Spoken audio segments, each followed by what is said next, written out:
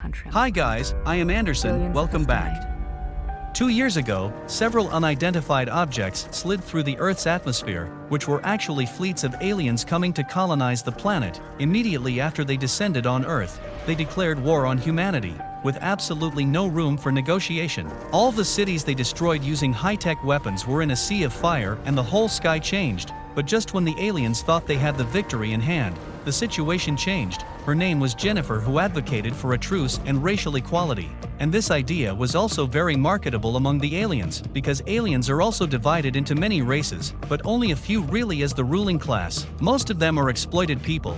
The aliens, influenced by the idea of equality, began to rebel, bringing changes to the whole war. In this context, an alien and 2 humans ride on 2 Earth dragons through the occupation of the colonial army to go on a mission. This mission is a few days ago when the aliens' mothership found information. They are looking for a thing called rainfall, and this thing is actually hidden on the US base. The resistance wants to find out what it is before the colonial army finds out first.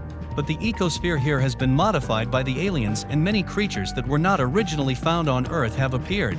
Just at night they encountered monsters, spider monsters, directly approaching the 3, and at first glance, they knew it was not easy to deal with. They fired at the spider monster, but the bullets could not penetrate its skin. At the critical moment, the 2 dragons distracted the attention of the spider monster. Jason was blown away, and the alien soldiers found them. So the alien Dennis had no choice but to stay behind and block the enemy. And Jason went to find heavy weapons, while the big spider and the ground dragon tangled. Jason immediately was angered by the big spider, immediately rushed to him. It rose up in the air and opened its big mouth to Jason.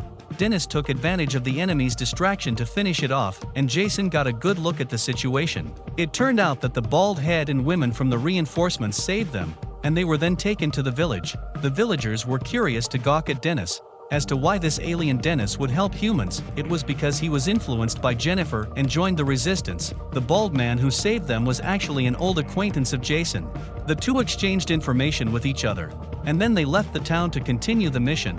While Jason was on their mission, the commander took Jennifer and the chief to visit the resistance base. Here new weapons are being developed using alien and human technology, but because of an accident, Jennifer found out that the commander is developing biochemical weapons, and he uses aliens for live tests. Most of them are Jennifer's followers. Just as Jennifer is about to release them, she is discovered by the commander's men, who escort her directly to the commander. But that's when the chief arrived, and the chief, who figured out the situation, denied the commander's approach and directly deprived him of control of the army in this defense. But it was at this time the alien army actually descended directly outside the base. It was overwhelming and vast. The aliens were all out in force, surrounding the entire human base, all for the purpose of meeting Jennifer, so that the 2 leaders could have a meeting. With soldiers on both sides in place, Jennifer and the leader begin to approach the alien colonial army. The first time ever that humans have met the alien leader. From the conversation between Jennifer and the other side, we can know that the aliens' planet has long been destroyed and they have taken over the Earth in order to survive.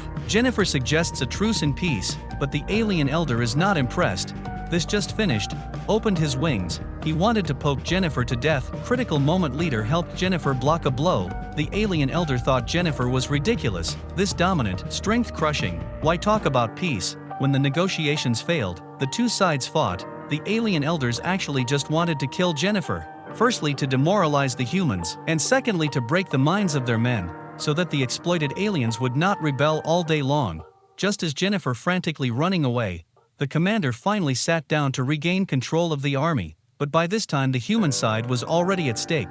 The general attack of the colonial army began. The human land forces were fighting to resist, but it was only a matter of time before they were defeated. Just that side fought to the death. Jason and the others also managed to reach that abandoned US military base, and with the introduction of this fat researcher, they finally learned what rainfall was. It is actually the culprit of the destruction of the dinosaur era, is a weapon used by the aliens to destroy, exterminate all living things on Earth so that they can invade the planet. Jason immediately reported this terrible weapon to the commander, but at the same time the alien elders also found out the location of rainfall. Immediately, they sent someone to break into that US military base, and once the alien colonial army retrieves rainfall, they will simply exterminate all living creatures on Earth and subsequently transform the Earth's ecosphere according to their wishes. Because of the fierce enemy attack, Jason and his men had to evacuate first.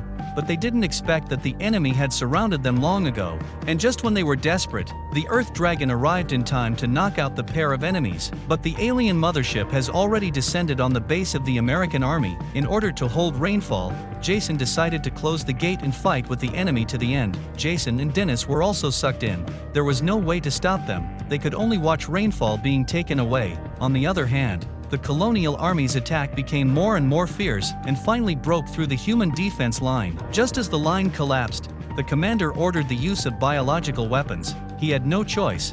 This is a war of death.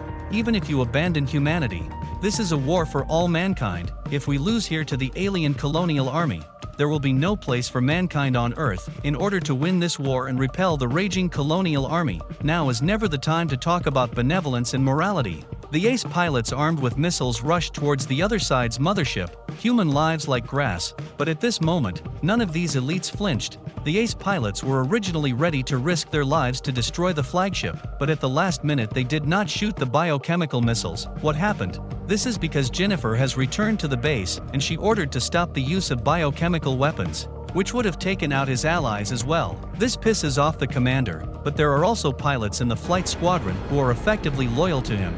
And this is the plan B he has prepared.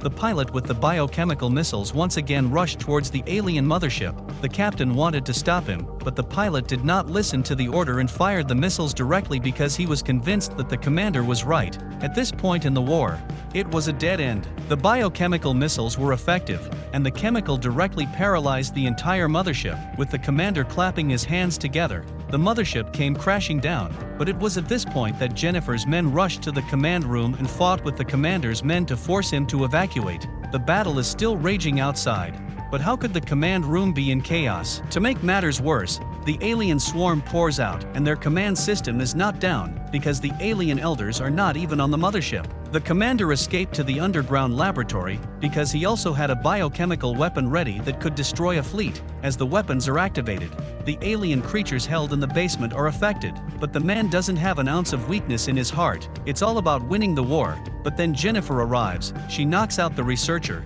then locks the room and turns on the switch of the biochemical weapon. Although the main target of the poison gas is the alien creatures, the concentration reaches a certain range effective for all creatures. The commander was thus killed, and Jennifer then ordered the release of all the aliens in captivity. This base can't hold, can only run away first. But just as the alien army rushed into the base, the commander's followers stayed and fought. And the deeds of these heroes were broadcast to all the evacuees. They could no longer tell who was right and who was wrong. They could no longer tell who was right and who was wrong. The rest of the group retains some of their strength, not knowing what they will face next. They now have no choice but to trust Jennifer, hope they are on the right path. At the end of the movie, the alien colonial army rallies towards the outer atmosphere. This is because they have acquired rainfall. It is a secret whether the Earth will be destroyed outright or not. That's it for today. We'll see you soon.